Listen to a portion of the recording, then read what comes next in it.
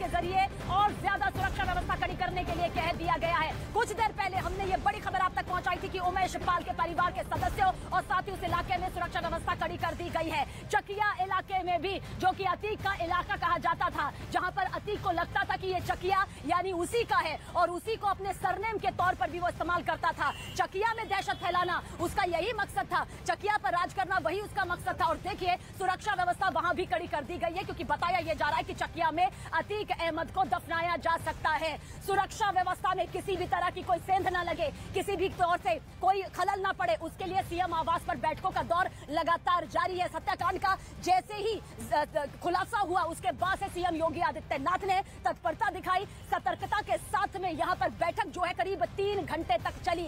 बड़े अधिकारियों के, बड़े रैंक के अधिकारियों की छुट्टियां रद्द कर दी गई, पुलिसकर्मियों की छुट्टियां रद्द कर दी गई है, क्योंकि सबसे पहली प्राथमिकता इस वक्त जरूरी है इस सुरक्षा व्यवस्था में किसी तरह की सेंध न लगे और ये कायम यहां पर है। अब आपको बहुत तफसील से वो सिलसिलेवार तरीके से हम हत्याकांड बताते हैं जो कल रात यहां पर 10:30 बजे के करीब होता है, जब बहुत से लोग सो जाते हैं, बहुत से लोग सोने की तैयारी करते हैं, सुबह जागते हैं तो अचानक मालूम चलता है कि देश का सबसे बड़ा हत्याकांड उतारा जा चुका है, इसे अंजाम दिया जा चुका है। किस तरह से यहां पर पहुंचा जाता है पुलिस के वैन में मेडिकल चेकअप के लिए और हत्याकांड यहां पर सामने आता है, इस टाइमलाइन के जरिए सिलसिलेवार तरीके से आप देखिए।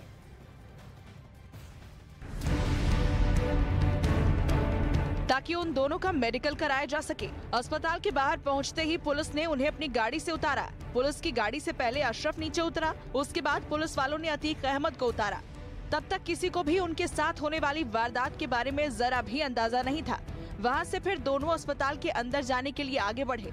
रास्ते में मीडिया कर्मियों ने उन्हें घेर कर सवाल पूछने शुरू कर दिए। इस दौरान अतीक और अशरफ दोनों हथकड़ी में जकड़े हुए और पुलिस वालों से घिरे थे।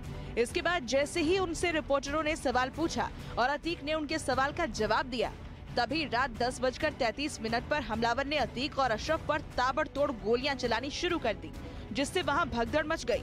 हमलावरों ने करीब 22 राउंड गोलियां बरसाई, जिससे अतीक और अशरफ जमीन पर गिर गए। इसके 2 मिनट बाद तक यानी रात 10:36 तक उन दोनों की मौत की पुष्टि हो गई। मेडिकल के लिए यहाँ लाया गया, गाड़ी पुलिस सुरक्षा के घेरे में था। ये ठीक सामने न्यूज़ 18 सबसे पहले अपने दर्शकों को दिखाया, ये अशरफ है और अतीक है, ये दोनों ढेर हो चुके हैं। इस गोलीबारी से पूरे इलाके में हड़कंप मच गया। पुलिस ने सबसे पहले तो उस अस्पताल की गेट को बंद कर दिया जिसमें अतीक और अशरफ को मेडिकल जांच के लिए लाया गया था। बाद में पूरे इलाके की सुरक्षा बढ़ा दी गई। फौरन ही पुलिस के कई बड़े अधिकारी उस अस्पताल में पहुंच गए। थाने में दर्ज है इसके खिलाफ। तो ये क्या शुरू से अपराध की श्रेणी में था, आपने कभी इसको देखा? नहीं, अपराध की श्रेणी में तो नहीं था। 10 साल के बाद जब पिता का साया उठ गया और भाई भी अलग अलग थे, तो अब स्वाभाविक है बड़ा बाहर रहने के बाद किस संगत में हो गया और क्या हो गया। यहाँ उसने अभी कोई ऐसी वारदात तो की नहीं थी। अब कहाँ से क्या मुकदमे पंजीकृत है तो ये तो वही उमाशंकर,